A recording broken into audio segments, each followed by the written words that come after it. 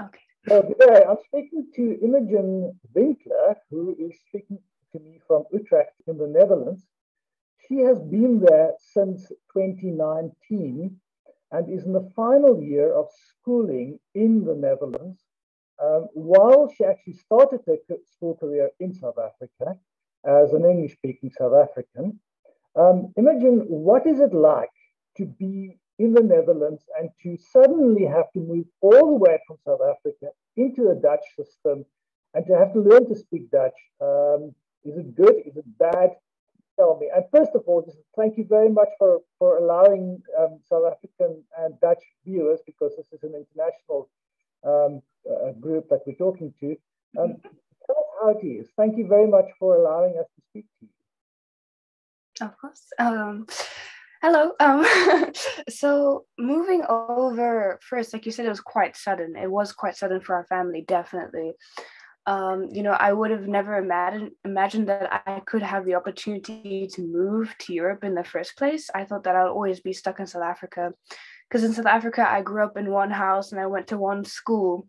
So yeah, I was always stuck in that same mindset.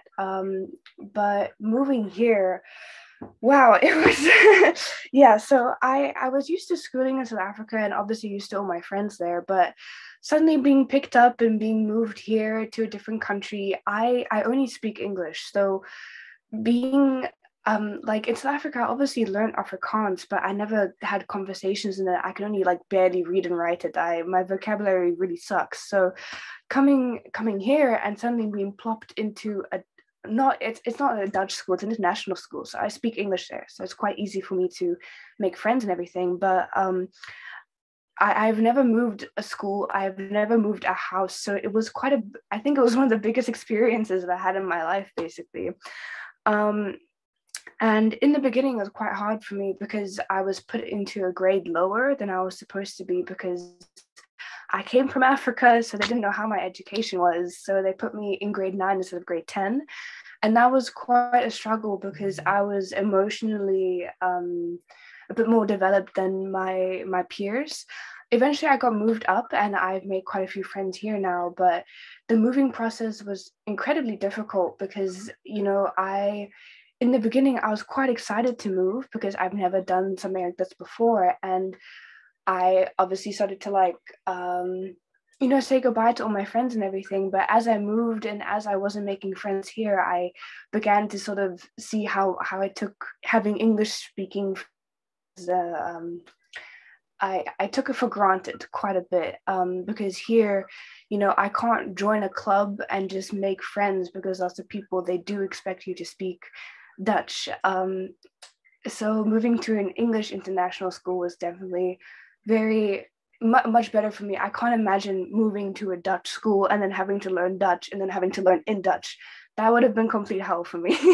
So I'm very grateful I got to do that. However, the schooling system here, the curriculum is much harder than in South Africa. So it's sort of along. I did IB in South Africa. I mean, I did IEB in South Africa, but I'm doing IB here, which is like a really big international thing. I'm not too sure all the complications about it, but and I also skipped a year of school because I was moved to grade 9, and then I did the first half of grade 9 again, and then I was moved to the second half of grade 10. So I had to catch up in that sense as well. So along with not having many friends here and only being with my dad in the first year and a half, even because of COVID, that was quite difficult. I love my dad, but I eventually got a bit sick of him because there was only us two in the house.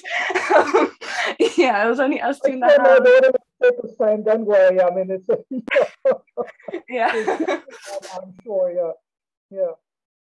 But let's just be frank about this. I mean, because this is important. I mean, you're at the age, where, let's be honest. I mean, you want to have friends around you. You're looking at a partner, not a life partner, but somebody that you can hang with and call your BF or whatever the case might be. And all of a sudden, I mean, you have moved from being well known and being in a, as you say, you've lived in that house, in that school, you've been there all your life, and suddenly you have none of that. Did you make friends in the end? I mean, was it possible for you to actually start a new social life? Yes. So, long story, yes. It took 2 years, but yes. When I first moved here, I actually had an online boyfriend. But he's in the Netherlands. He lives on about the border of Germany. And moving here gave me the opportunity to actually meet him, which was very nice.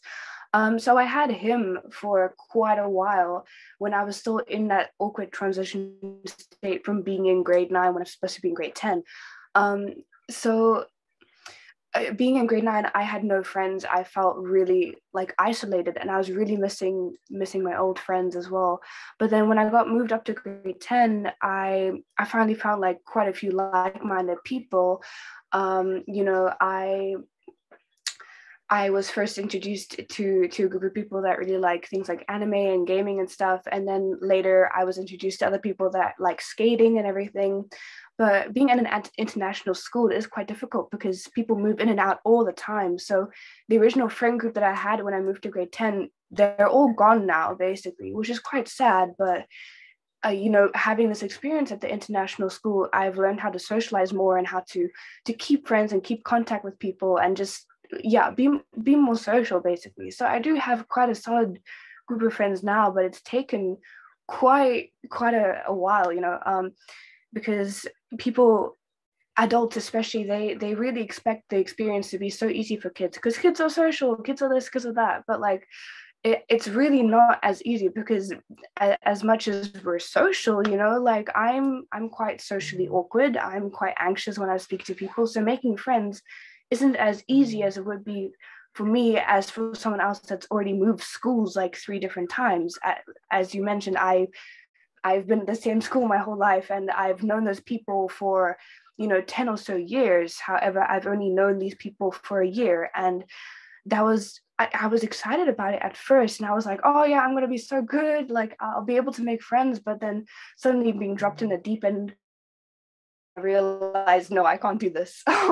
But I think I got lucky in the sense that I was able to go to an international school and a good one at that, and the one where the people are very open, especially at the school, people are very open about different cultures and different languages. So it's very nice, and you're able to fit in there quite easily. But I think it's the right people, right time kind of thing.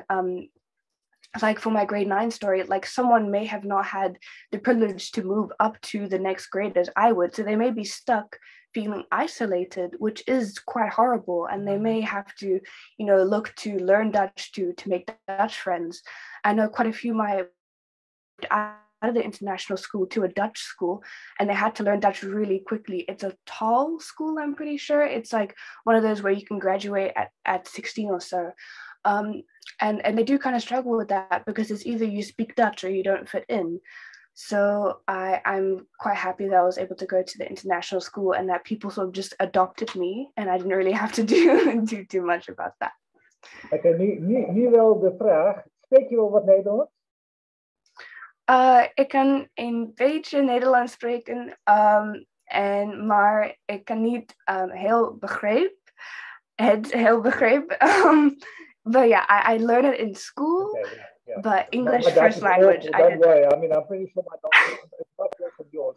I learned, yeah, I never formally learned Dutch, but no, but it is, but the question would be, I mean, as far as I know, your entire family are actually, you as a family, you are now doing Dutch classes, am I correct? Or are you not part of it? No, but you actually have to learn Dutch at school, am I correct? Yeah, so Dutch is a subject for me at school, but I'm doing the lowest form of Dutch. We have like Dutch ab initio, Dutch A, B, whatever, you know, proficiencies. But my mom and my sister, they're doing Dutch courses independently, but I have to take it as a subject and I have to pass it as a subject as well. So yeah. Okay. And just having, okay, so your circle of friends that you now have, are they mostly from the people in the international school? Or has it been possible for you to, or have you been able to make friends in the broader Dutch community around you? So a lot of my friends at the international school, there are surprisingly quite a few Dutch kids there as well. Okay. But mostly my friend group is from the international school. However, I've been working at Theesbezorg for about 2, 3-ish months there because I got referred by a friend from the international school. And Theesbezorg, they're an amazing company just to work at in general. Like not sponsored, but And they have like little gatherings and everything. And I recently made a really good group of friends there, and we would hang out after shifts and everything. And they would all be Dutch because it would just be a simple Dutch job that someone in their 20s can do easily. So definitely if I didn't do Theesbezorg, I would only have my friends in the international school. But because I've had this opportunity to work as a student, that's given me more opportunity to meet people from the Dutch culture. Okay. Now, please, South Africa. I know what Theesbezorg is, but the locals, you know your friends. I mean, you have to tell your friends down here in Cape Town what Theesbezorg is. Now, please explain to our listeners from South Africa what on earth is Theesbezorg, and what do you do? Okay, so I know you're working as a student, but what does it mean? I mean, what is Theesbezorg? Okay, so Theesbezorg is like the Netherlands, a bigger company called justeattakeaway.com. And we are food delivery people basically, but we normally, the most famous the people know us from like riding around on bikes with big square orange backpacks. Our colors are orange, so so we get orders and then we go and take them to people's houses, and it's a job that most students do because it's quite easy and it pays quite well. You can be a hub driver and get an electric bike. You can be your own driver and use your own bike. There's many different ways that you can do it, but it's Uber Eats, but for the Netherlands specifically. And yeah.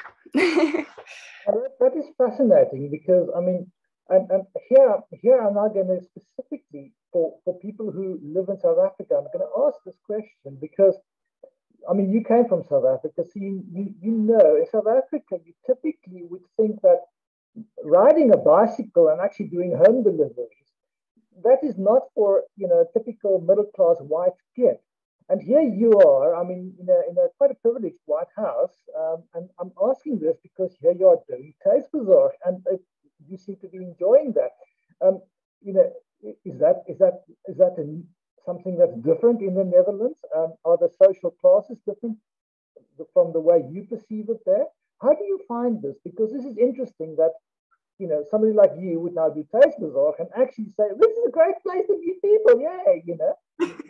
Yeah, so it's definitely, I would have never imagined in South Africa for this to be a job that a teenage student, especially a female teenage student, could do. I could never do this in South Africa because simply it's not as safe there as it is here.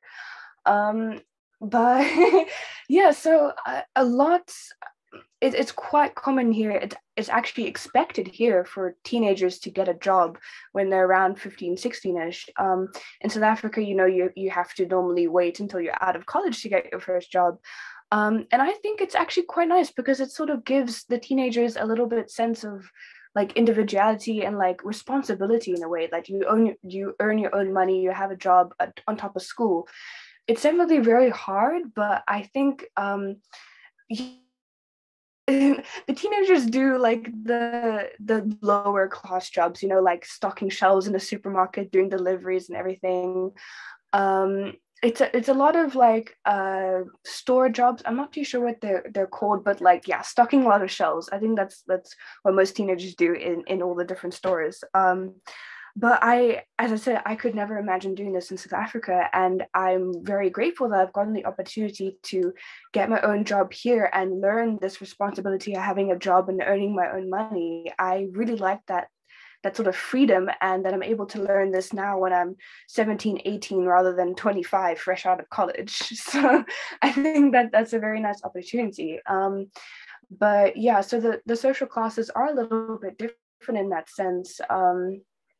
But just having a job is very expected here, even for teenagers. And I would have never imagined that, because in South Africa, like lower paying jobs, they're given to the lower classes. However, here to teenagers that just they need something to do in their spare time, I guess. But I do definitely think it's a great opportunity for teenagers like me to meet new people and to really learn new skills before like just being put into the economy before going into university and everything. It's an amazing thing to do in your spare time. I really like it. Now let's quickly talk about going to university. You are in your final year of school now, and I mean you are a fairly bright person. So obviously that you may have thought of what next.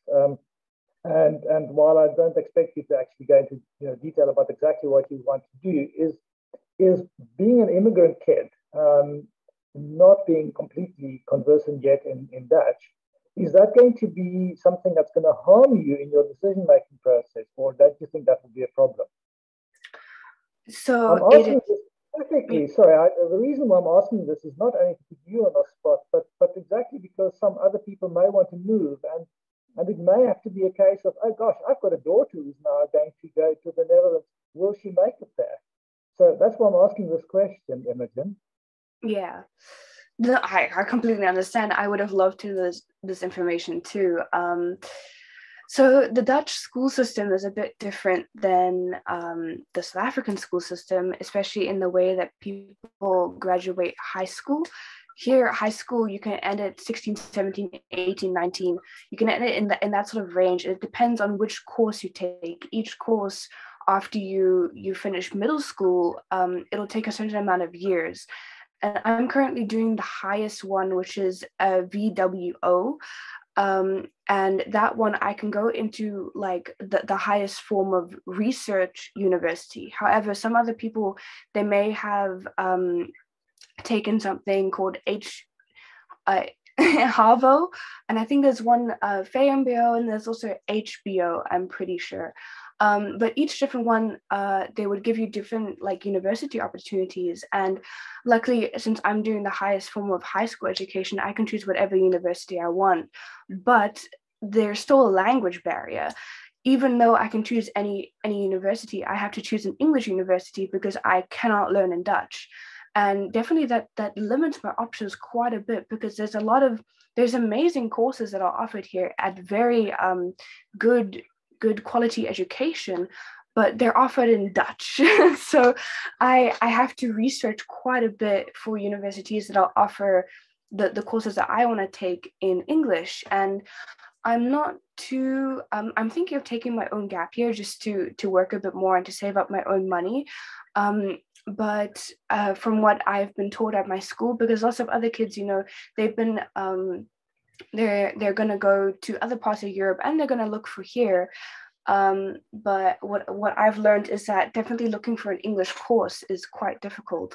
But being in the Netherlands, it gives you the opportunity to, for instance, go to Germany or to go to the UK and still be quite close to your family, rather than coming from South Africa and going to the UK for university. So I think that's a great opportunity. But yeah, so the language definitely limits me quite a bit, because what I would want to do is quite specific, and I may have to look at increasing my Dutch before I would like to study further. Now, you mentioned the gap here. As you say, I mean, Europe now is your oyster. You can on your passport that you've got now, or at least on the verblijfsvergunning that you've got now, you can actually go anywhere in Europe. Am I correct? You don't have to apply for visas or anything like that. Yeah, so I'm pretty sure it's the Schengen area that I'm allowed to go, and I'm not too sure if the UK is a part of that. But Brexit has just happened, so yeah, yes, so no more. It's a different ball game altogether. But I mean, but you mentioned, I mean, Spain, Italy. Okay, I mean, you also don't speak Italian, but hey, you can learn. You can pick up a nice boyfriend there. But having the reason why I'm asking that is, have you considered coming back to South Africa, for instance, for that gap here, or is that not something that? Yeah, I'm just curious. I mean, how would you see yourself? And obviously, I know COVID is now an issue, but I mean, would you like to come back to South Africa for an extended period of time at some stage or not? So I've actually been thinking about this quite a bit. I would love to visit South Africa, but I don't think I would ever go back there simply to live, because here, I've gained so much freedom as a young person, and especially as a young woman.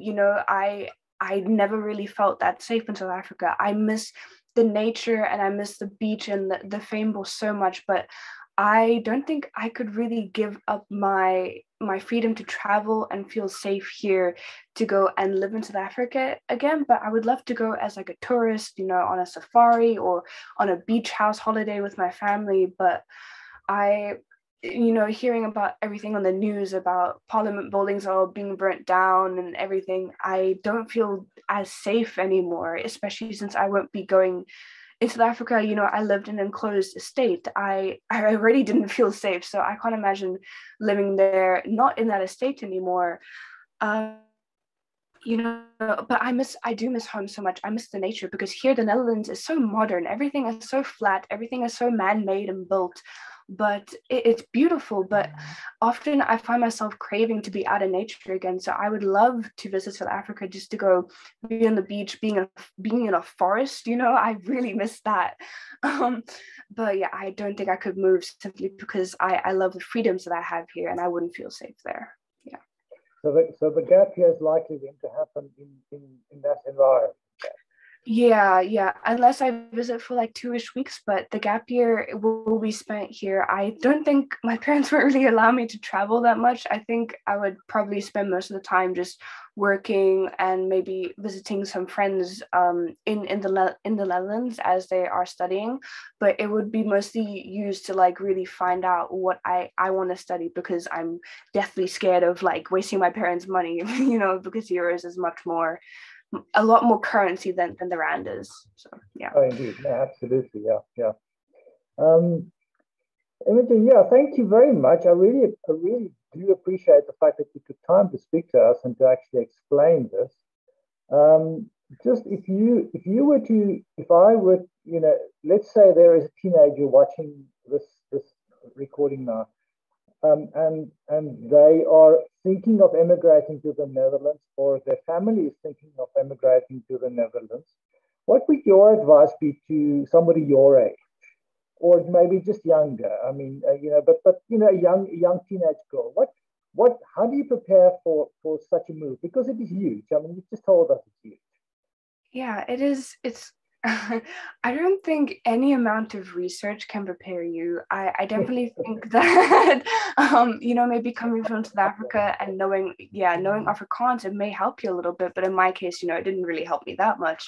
But I think the biggest part of the advice would be that you shouldn't be scared about talking to Dutch people in English. They talk to you in English. It's perfectly fine.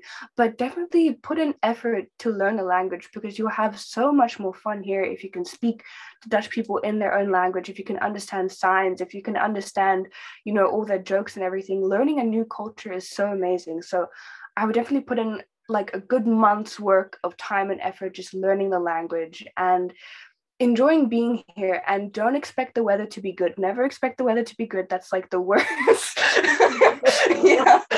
So that's the worst expectation you can have. Bring an umbrella, and learn how to cycle. If you don't know how to cycle, learn how to cycle, because you're going to want to cycle everywhere to go and hang out with your friends, if you're my age at least. Yeah. Small thing that you've just mentioned, this is something that then we can close off, because I don't want to waste too much of your precious time. But you've mentioned humor now, jokes. Um, is it very different living in the Netherlands and from South Africa? I mean, there's every country, every culture has got a social cohesion, and do you sometimes feel I still am an outsider after so many years in the Netherlands? I actually told my dad this the other day. When I come home, it doesn't feel like home. I still feel like an imposter a bit, because I can do my job and I can say 2 words like "eet smakelijk fijne avond" to somebody, and they can think that I'm Dutch, but I'm actually English. So I'm taking it a day at a time.